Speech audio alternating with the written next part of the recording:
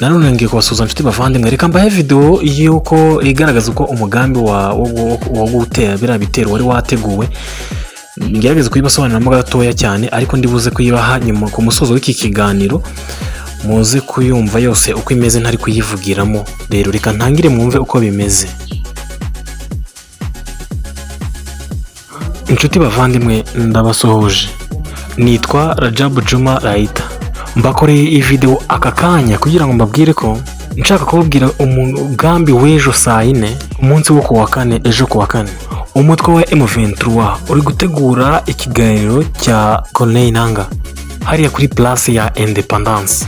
Aka kanya nkirangiza kubabwira, buri mwana wese cyangwa se buri muturage wese wa Bukavu, buri mwana wa Bukavu wese ugikeneye ubuzima, ugikeneye kubaho, ntazajye muri biriya bintu, ntazapime rwose.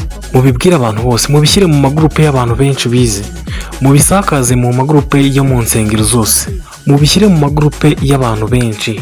Ejo saa 4 ntimuzajye muri biriya bintu na gato. Kubera iki? Kubera ko abazalendo binjiye baraho ngaho i Bukavu, barahari. Inshuti bavandimwe ba Erika TV Rwanda, iyo rero ni video ngerageje gusobanura muri rw'ikinyarwanda y'umugabo wahuriraga abandi baturage, ababwira ko bakwiriye kwitondera kujya hariya cyangwa se bakabireka, kubera ko ngo ni umugambi wari wateguwe, ngo wazalendo yari yaninjiye muri Bukavu bafite gahunda yo kwica abayobozi ba M23 ngo bakabarasira hariya. Ari nabyo bisa naho byari byateguwe, ndetse kuri uyu munsi wa none nk'uko mwabonye amagrenade cyangwa se ibisasu bavugaga byatewe. Uyu mugabo rero agenda aburira abaturage ati ntimuhagere, ati uzahagera bazamurasa. Gusa sinzi icyatumye bitabaho ko barasa umwe mu bayobozi cyangwa se abayobozi ba AFC M23 bakaza gutera ibisasu mu baturage. Ntago muri make twasobanukirwa cyangwa twasobanukiwe uko byagenze impamvu yabyo, ariko ni umugambi ngo wari wateguwe burya ngo ejo mbere yuko ibindi byose bikorwa ngo byari byamenyekanye ndetse byashyizwe ahagaragara. Gusa byari mu ibanga rikomeye, kubera ko urabona n'uyu mugabo uko ari kubivuga arasa naho afite ubwoba bwinshi cyane, abivuga aburira abandi. Ni umugambi rero ngo wari wateguwe na wazalendo itumwe na leta ya Kinshasa na Tshisekedi. Akaba ari nabyo mwabashije kumva bimaze gucicikana muri aka kanya. Aya ngaya akaba ari amakuru mashyashya n'ubundi agezweho, agenda asohoka avugwa mu bintu byinshi bigiye bitandukanye, uko byateguwe n'uko bimeze.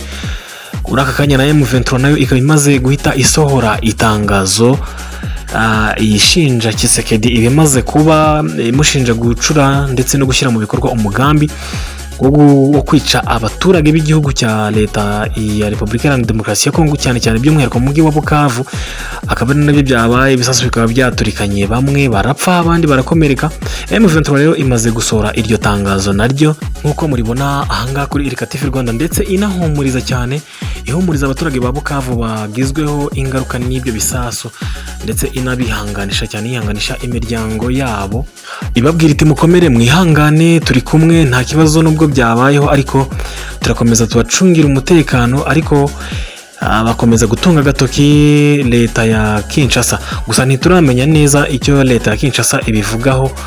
Mu makuru ari imbere nabyo dushobora kuza, mu biganiro biri imbere dushobora kuza kumenya icyo M8 Tshisekedi yabivuzeho, turaza kubagezaho amakuru arambuye. Gusa icyo twagira ngo tubabwire nuko uyu mugambi utaje aka kanya, atari ibintu bitunguranye, byari byarateguwe, ndetse na M23 ikaba imaze guhita isohora itangazo.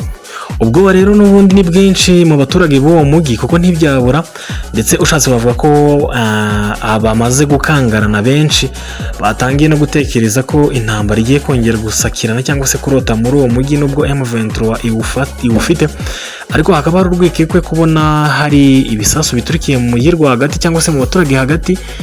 Ntago byabura rwose, abaturage ni abantu baba bafite ubwoba bwinshi cyane mu bintu nka biriya, baba batazi nuko bigenda.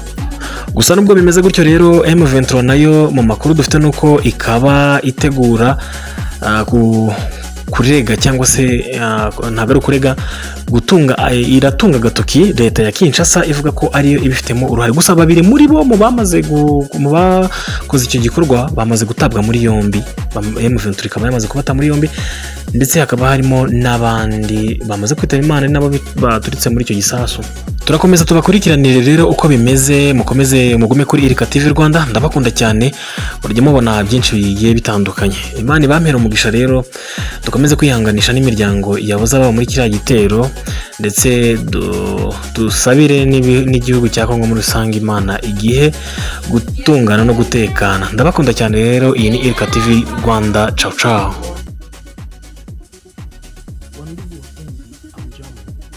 Kwa majina naitwa Ajabu Tuma.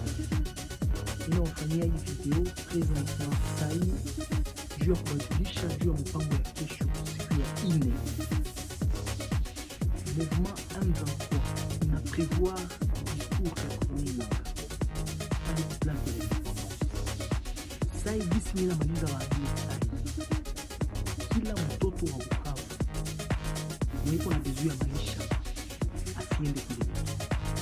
Ce n'est pas pour rien que nous sommes tous. Partagez mon groupe ya étudiants. Partagez mon groupe ya kanisa. Partagez mon groupe ya kilima. Kesho saa 4 msiende kule vitu. Juu ya nini? Bazalendo washaingia viko pale Bukavu. Na kesho ndo siku nanga wataingia pale place de l'indépendance. Rituele zote zishafanyika. Bile de miliona kwa essence ni kidogo. Ce monsieur va mourir d'anal. Sasa pale kutakuwa ile kitu wanaita dommage collatéraux. Ile madommage collatéraux itakuwa pale. Sasa mkubwa yao anaanguka. Wewe mulienda basutenir. Utapigiwa masasi. Utakufa bure. Mwananchi bakia kwako kunyumba watakuua. Bakia kwako kunyumba, ule wa masikio nguvu aende. Nina bajulisha vile ni Rajabu Tuma David, mtoto wenu activiste. Nina j'ai toutes les informations kwa sasa. Il fallait kunégocier du tout sema. Inasemeka kila mtaenda kule maana kuna wasupport. Nitakupata ulwako. Partager le message, partager. Kama utaenda partager, kama utaenda partager. Sukuma, mimi nifanya mkiswahili. Popote ulipo, à l'étranger et partout, partager.